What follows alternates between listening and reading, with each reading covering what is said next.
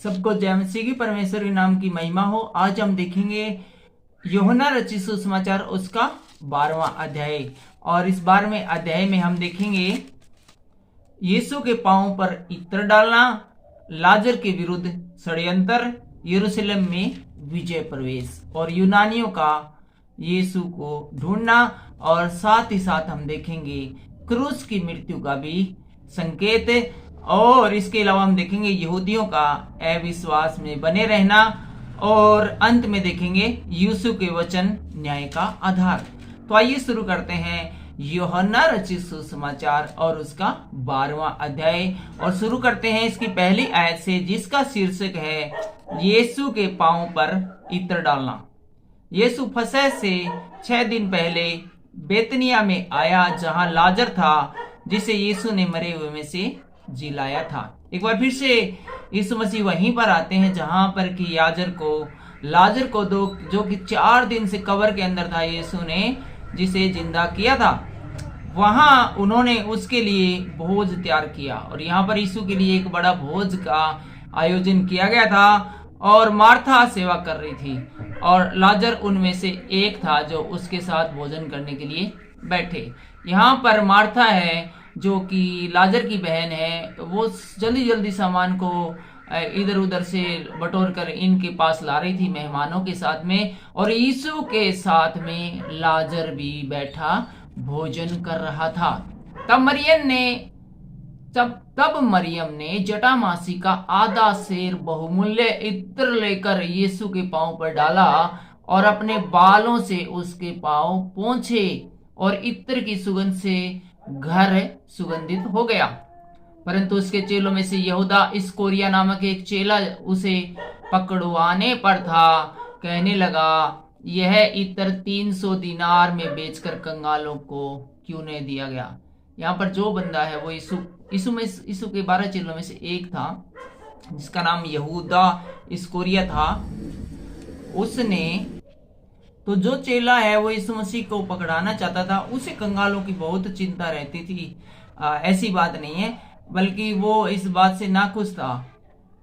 उसने यह बात इसलिए नहीं कही कि उसे कंगालों की चिंता थी, परंतु इसलिए कि वह चोर था और उसके पास उनकी थैली रहती थी और उनमें से जो कुछ डाला जाता था वह निकाल लेता था। यीशु ने कहा, उसे रहने दो, उसे यह मेरे गाड़े जाने के दिन के लिए रहने दो, क्योंकि कंगाल तो तुम्हारे साथ सदा रहते हैं, परंतु मैं तुम्हारे साथ सदा नहीं रहूंगा। तो इस मसीह यहाँ पर बताते हैं, कोई बात नहीं यार, तू नाराज क्यों होता है। ठीक है, ये बात कह के कि ये 300 दिनार में बेच के कंगालों को बांटा जा सकता था। कंगाल तो तुम्हारे साथ सदा ही रहेंगे, लेकिन मैं तुम्हारे साथ शारीरिक रूप से सदा नहीं रहूंगा। इसलिए ये मेरे गाड़े जाने का से पहले एक चिन्ह है, जो कि पवित्र शास्त्र में इसका जिक्र यशायाह भविष्यवक्ता के द्वारा पहले ही किया जा चुका है। और 9वीं आयत से हम देखते हैं लाजर के विरुद्ध षड्यंत्र।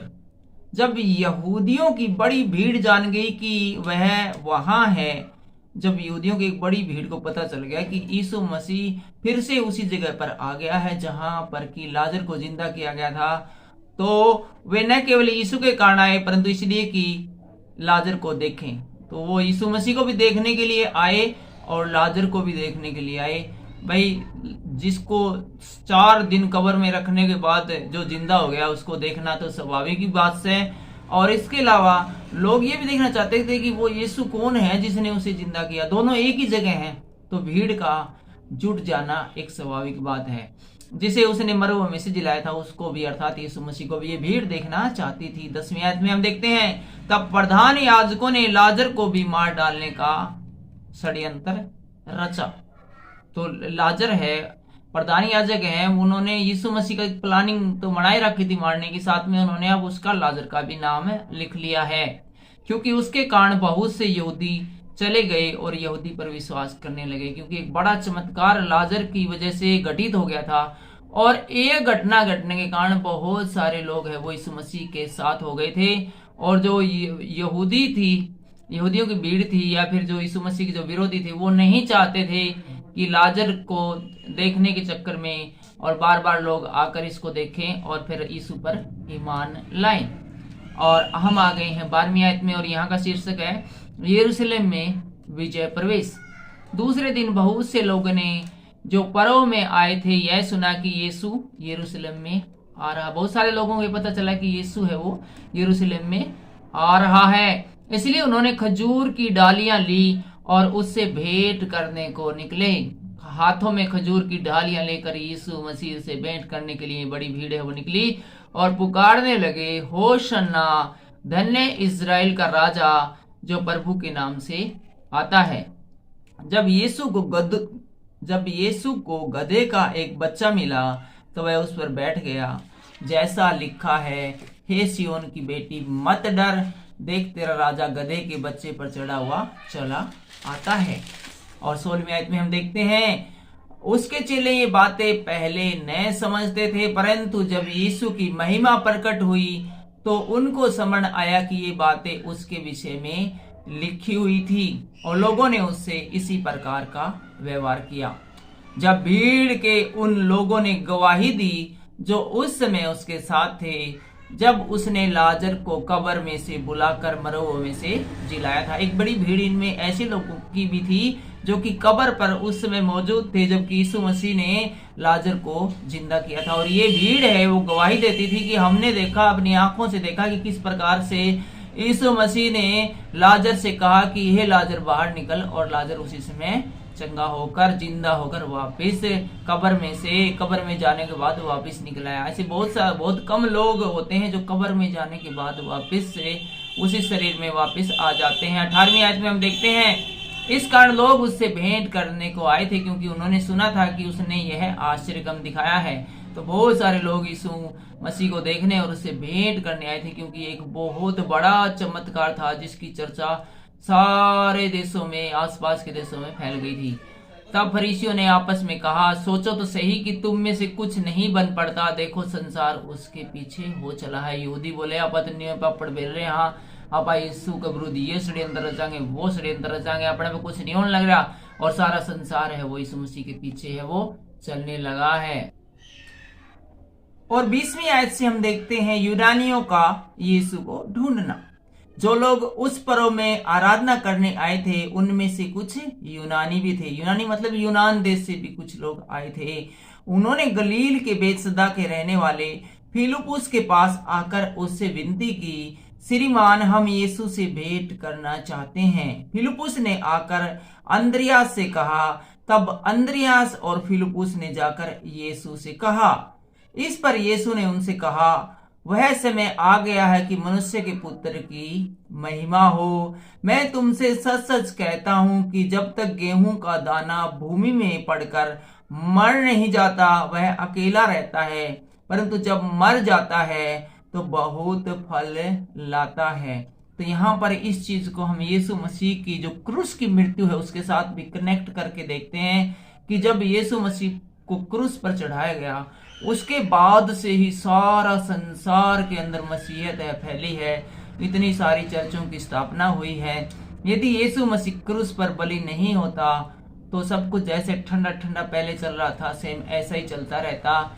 और जिस प्रकार गेहूं का दाना जमीन के अंदर जाकर वो गलता है, सड़ता है और उसके बाद 100 गुना फल लाता है, 60 गुना फल लाता है, इसी प्रकार भी यीशु की इस क्रूस की मृत्यु के द्वारा और तीसरे दिन दोबारा जिंदा होने का मतलब फल लाना। और इतना बड़ा फल आया है कि पूरी दुनिया है वो सारा संसार है वो उसके यीशु मसीह के पीछे हो लिया है। 25वें आयत से हम देखते हैं, जो अपने प्राण को प्रिय जानता है, यीशु मसीह बता रहे हैं, जो अपने प्राण को प्रिय जानता है वह उसे खो देता है, और जो इस जगत में अपने प्राण को अप्रिय जानता है वह अनंत जीवन के लिए उसकी रक्षा करेगा। तो यीशु मसीह यहाँ पर बताते हैं कि हमारा जो शरीर है उसके अंदर जो प्राण है वो प्राण एक लिमिटेड टाइम के लिए है। कितने 60, 70, 80, 90, 100 साल के अंदर मनुष्य मर जाता है। लेकिन यदि हमने उस मरना तो हर हाल में ही है, लेकिन यदि किसी वजह से हमने अपने प्राण है और परमेश्वर के लिए दे दिए तो हम अनंत काल के भागी बन जाते हैं। और हमें सही मार्ग पर चलने के लिए यहाँ पर निर्देश देते हैं कि यदि हमने अपने इस एज में जब तक इस शरीर के अंदर प्राण है तब तक अपने आप को शैतान के चंगुल से बचाकर रखा और सही मार्ग पर चले तो आने वाले समय में जो आत्मा हमारे इस शरीर के अंदर डाली गई है, इस शरीर से तो वो निकली जाएगी, लेकिन वो निकलने के बाद यदि हमने परमेश्वर के कार्य नहीं किए, उसके वचनों पर नहीं चले, तो फिर नरक की आग में डाल दिए जाओगे। इससे तो अच्छा है कि नरक की आग से बचने के लिए इस शरीर में रहते हुए, जब तक इसके अंदर आत्मा, इसका सही इस्तेमाल करते हुए हम ऐसे कार्य करें कि हमारी आत्मा जब ये शरीर छोड़कर चली जाएगी तो वो अनंत जीवन की भागीदार बने और हमेशा के लिए परमेश्वर के संग संग रहे। हम 26वीं आयत में देखते हैं, यदि कोई मेरी सेवा करे तो मेरे पीछे हो ले, और जहां मैं हूं वहां मेरा सेवक भी होगा। यदि कोई मेरी सेवा करे तो पिता उसका आदर करेगा। यीशु मसीह की सेवा करने वाले का, यीशु मसीह के साथ चलने वाले का हमारा जो पिता परमेश्वर है वो आदर करता है। और आगे हम देखेंगे 27वीं आयत, और यहाँ का शीर्षक है क्रूस की मृत्यु का संकेत। तो यहां पर यीशु मसीह कहते हैं, अब मेरा जी व्याकुल है, इसलिए अब मैं क्या कहूं। तो यहाँ पर यीशु मसीह काफी इमोशनल हो जाते हैं और कहते हैं कि मेरा जी बहुत व्याकुल है और मैं क्या कहूं। हे पिता, मुझे इस घड़ी से बचा नहीं, क्योंकि मैं इसी कारण इस घड़ी को पहुंचा हूं। जब बिल्कुल इमोशनल हो गए तो यीशु मसीह एक बार को कहते हैं हे पिता, मुझे इस घड़ी से बचा, लेकिन तुरंत ही कहते हैं कि नहीं, क्योंकि मैं इसी के लिए बनाया गया हूं, इसी के लिए भेजा गया हूं कि ये घड़ी आए। हे पिता, अपने नाम की महिमा कर। तब यह आकाशवाणी हुई, मैंने इसकी महिमा की है और फिर भी करूंगा। तो जब अभी हमने देखा कि आकाश के अंदर से ये वाणी हुई, आकाशवाणी हुई, मैंने इसकी महिमा की है और मैं फिर करूंगा।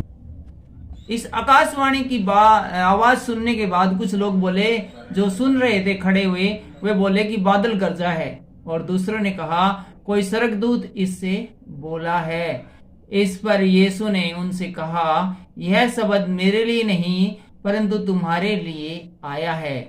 अब इस संसार का न्याय होता है, अब इस संसार का सरदार निकाल दिया जाएगा, अर्थात शैतान को निकाल दिया जाएगा। जब इस संसार का न्याय किया जाएगा तो शैतान जो है, मृत्यु सबसे बड़ा जो शैतान है, उसका नाश किया जाएगा, उसको निकाल दिया जाएगा। 32वीं आयत में हम देखते हैं, और यदि पृथ्वी पर से ऊंचे पर चढ़ाया जाऊंगा, और यदि मैं पृथ्वी पर ऊंचे पर चढ़ाया जाऊंगा तो सबको अपने पास खींचूंगा। यीशु मसीह इसीलिए ऊंचे पर चढ़ाए गए, अर्थात सूली पर चढ़ाए गए कि वो सबको अपनी ओर खींचे, मौत की ओर नहीं, जीवन की ओर। ऐसा कहकर उसने यह प्रकट कर दिया कि वह कैसी मृत्यु से मरेगा। इस पर लोगों ने यीशु से कहा, हमने व्यवस्था की यह बात सुनी है कि मसीह सर्वदा रहेगा, और फिर तू क्यों कहता है कि मनुष्य के पुत्र को ऊंचे पर चढ़ाया जाना अवश्य है। तो लोग बोले, हमने तो बाइबल में पढ़ा है, व्यवस्था में पढ़ा है कि यीशु है वो सदा रहेगा, जबकि तू एक तरफ कहता मैं मसीह हूं, मैं यीशु हूं, और दूसरी तरफ तू ये भी बोल रहा है कि मैं ऊंचे पर चढ़ाया जाऊंगा। तो ये बातें क्यों? यह मनुष्य का पुत्र कौन है? और वो बोले बार बार, आप जो मनुष्य का पुत्र अपने आप को कह रहे हो, ये मनुष्य का पुत्र कौन है? यीशु ने उनसे कहा, ज्योति अब थोड़ी देर तक तुम्हारे बीच में है, जब तक ज्योति तुम्हारे साथ है तब तक चले चलो, ऐसा ना हो कि अंधकार तुम्हें आ घेरे। जो अंधकार में चलता है वह नहीं जानता कि किधर जाता है। तो यीशु मसीह ने कहा कि मैं ज्योति हूं, और ज्योति थोड़ी सी देर और तुम्हारे साथ है। जब तक ज्योति तुम्हारे साथ है तब तक रोशनी में चलते चलो, क्योंकि जो अंधकार में चलते हैं उनको नहीं पता कि आगे कुआं है या खाई है या साफ रास्ता है, या कौन से रास्ते से हम जा रहे हैं वो सेफ है या नहीं। जहां अंधकार आ जाता है वहां डर आ जाता है, और चारों ओर है वो खतरनाक माहौल बन जाता है। तो यहाँ पर यीशु मसीह का कहने का मतलब था कि वो शारीरिक रूप में अभी थोड़ा सा टाइम और जिंदा है। जब तक वो जिंदा है तब तक तुम अपनी मन की मुरादें पूरी करते रहो, मेरे साथ हंसते रहो, खुश रहो, मगन रहो, आनंद में रहो, क्योंकि उसके बाद तुम्हें ये दिन, ये समय, ये घड़ी देखने को नहीं मिलेगी। और ये बात सत्य भी है अजीजों कि ऐसे बिरला ही लोग थे जिन्होंने कि यीशु मसीह के साथ है वो कीमती लम्हे गुजारे।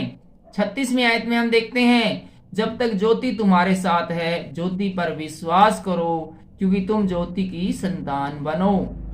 यीशु मसीह यहाँ बताते हैं कि जब तक तुम ज्योति के साथ है, ज्योति पर विश्वास करो, अर्थात जब तक तुम मेरे साथ हो, मुझ पर विश्वास करो, ताकि तुम है वो ज्योति की संतान बनो, न कि शैतान की संतान, अर्थात परमेश्वर की संतान बनो। और हम आगे देख रहे हैं यहूदियों का अविश्वास में बने रहना। ये बातें कहकर यीशु चला गया और उनसे छिपा रहा। इतनी सारी बातें और इस घटना के बाद है यीशु यहाँ से चला गया और इन लोगों से छिपा रहा, अर्थात इनसे दोबारा जल्दी से नहीं मिला।